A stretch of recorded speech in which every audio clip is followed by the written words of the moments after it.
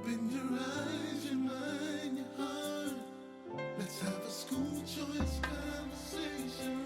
Open Welcome your to eyes, Choice your Conversations. We're mind. joined by Dr. Michelle Clayton, Superintendent of University View Academy. Dr. Clayton, thank you so much for being with us today. Thank you for having me. I'm glad to be here. Well, let's begin with University View Academy. What are you all about? We are an online school where we instruct students 100% online. We have over 3,000 students in our school, and they're across the entire state. Students pick us for a variety of reasons. Sometimes they may have health issues that keep them home. Some of our students are training to be Olympic athletes. Some just need the flexibility. So there are a number of reasons why students choose us to be, their school.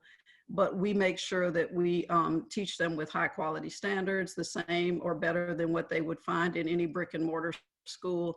We hire certified and highly qualified teachers in every grade level and subject. And so we're just another option, another choice for parents and students who need kind of an online flexible school where there's still high quality instruction going on.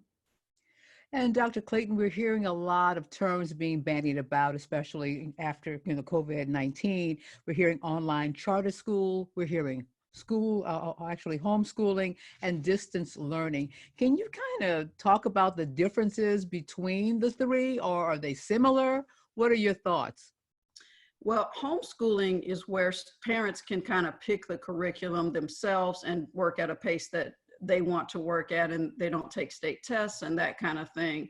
When you get into charter schools and the traditional public schools that are now having to do distance learning, we're still held accountable to the Louisiana standards. So our students eventually will have to take state tests, even though they're canceled this school year. Our kids will be held accountable to those high standards. And so there is a difference in, what the parents do. Of course, when they're at home, the parent is the person who's helping that student. In our system, they're called a learning coach. And so the parent as a learning coach is kind of a paraprofessional, what a paraprofessional would be in a brick and mortar classroom, who's kind of assisting the teacher. In the distance learning model, so far what I've seen in the traditional brick and mortar schools, there's been more of a lean towards having parents be more of the teacher. In our model at University View Academy, the parent is simply there to assist the teacher with helping the student get on board to do the assignments, but the teacher's the one assigning the work, the teacher's the one grading the work, the teacher's the one giving feedback on the work. And so that's where I think, there's a little bit of difference between what I see going on in the traditional brick and mortars right now, where they've got to somehow get the teachers reintegrated back into that instructional program. And that's something that, because we've been doing this a lot longer, and we've kind of focused on that, we've been able to really get those teachers where they still teach from a distance, but they're still holding those kids accountable and making sure that they can meet the standard that Louisiana has set for them. Well, COVID-19 is something that we're all going to be living through, thinking about, and talking about for some time to come. And of course, it's impacted every area of our lives. Talk a little bit about the virus's long-term impact as you see it on education. I think it's going to have a huge impact long term. I think right now school systems, they kind of got caught off guard with the situation where they had to quickly convert to online learning. I think from this point forward, we have to always be ready for this. So I think that school systems need to invest in a strong, robust learning management system where they can easily integrate the curriculum and their teachers kind of back into the instructional program, so that they're not stuck with parents trying to do the work of the teacher and the parent all at the same time. So I think the impact's going to be huge, even though this will pass when we get a vaccine and some other things. We have emergencies that happen all the time in Louisiana with hurricanes and different things that happen where you kind of lose instructional time. And I think from this point forward, schools and school systems are going to have to be ready to quickly ramp up and be able to do online education in a really high quality way from this point forward. I know everyone's doing the best they can right now, but it's not enough. And kids deserve more and need more instruction right now than what most of them are getting. And so I think this is kind of, setting the tone for where in the future, schools and school systems are going to have to be ready to roll with a quick online program that's high quality. And Dr. Clayton, you mentioned that whether it's K through 12 or even higher education, we all had to ramp up rather quickly. What about addressing connectivity issues and even some disparities between those who have access to the internet and those who've had challenges staying online or even getting online? Yeah, I think the state of Louisiana, through some of that stimulus money that they're receiving for this COVID pandemic, they need to really invest to make sure every kid has connectivity. That should happen anyway. A lot of schools have a one-to-one initiative, and they're not able to send those, those books home with the students or the computers home with the students so that they can do that online work because the connectivity is not there. So I think that the infrastructures, you've got to go ahead and put all of that in place right now. I know we typically will send a hotspot home with our students who don't have the connectivity, or with teachers. Sometimes you have teachers who are in an area of the state where they don't have connectivity either. And so we'll send a hotspot home. I know the state has begun looking at that, and districts have begun looking at that, but they have to have the connectivity to be able to do the online learning well. We've talked about the impact as you see it on education. What about the impact of parents and parenting and the role of parents in their child's education going forward?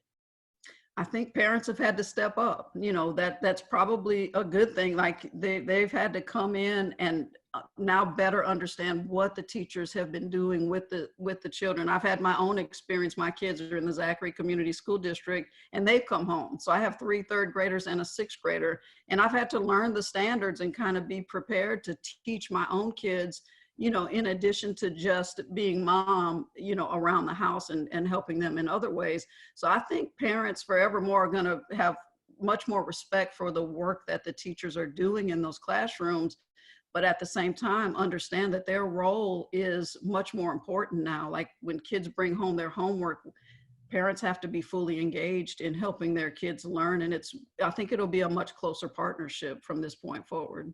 Can you give some tips, something that they can get their heads around, parents, to help their children? Because we know they're supposed to be there and they're trying to replicate what they had before during this response to COVID-19. But any tips that you could give parents to really help their children and even help themselves through this period? I would tell you the same thing that good teachers do really is the advice I would give to the parents: to be prepared. Spend a little bit of time before the week starts reviewing what your child will learn that week, so that you're familiar with what's going to happen in the week. And maybe you can tie in some fun activities that will make it interesting for them along the way. And so if your child's going to, address certain science standards, maybe you guys can build a rocket ship together or do some other things to just encourage your kids and make it fun for them, just the way that a teacher would do in the classroom, and trying to enhance that learning environment for that student. I would encourage them to keep high expectations for their kids. The kids are not going to want to do the work, but sit down, have a set schedule, have a routine. And if you get off schedule, don't worry about it. You can catch it. That's the beauty of the flexibility of online school. You can do it later in the evening. You can do it on a Saturday morning. You don't have to get, stressed out if you don't make the schedule every single day, but try to do that to give your kids some structure. And so I would just say, be a great parent to your kid, encourage them. It's hard for them. It's hard for you. Keep it positive, and just encourage them to be lifelong learners.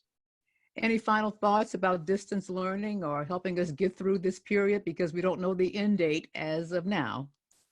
I'd say stay committed. As a parent and as an educator, we're planning at University View Academy to continue to offer opportunities all summer for our kids. And as a parent, I plan to continue to encourage my kids to read and learn all summer, because I don't want them to regress either. So I would just say, make this summer where you do some learning, a little bit more commitment to learning, since your child has lost some time, that is critical in what they need to know and be able to do for the next school year.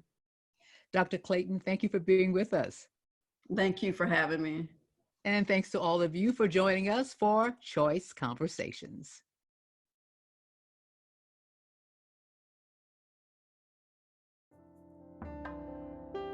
most of the churches I go into, they have kids that's in the scholarship program, and they call on me constantly, man. Well, you know, how can you help with this one? How can you help with this one?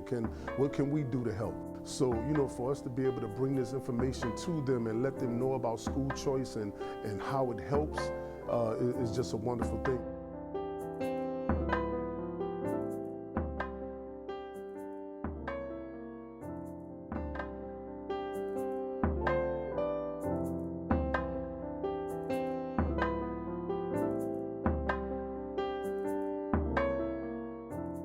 I have a little message for everybody. If you don't know about school choice, you know what I want you to do?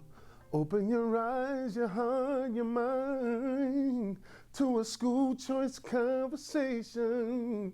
A school choice conversation. Open your eyes, your mind.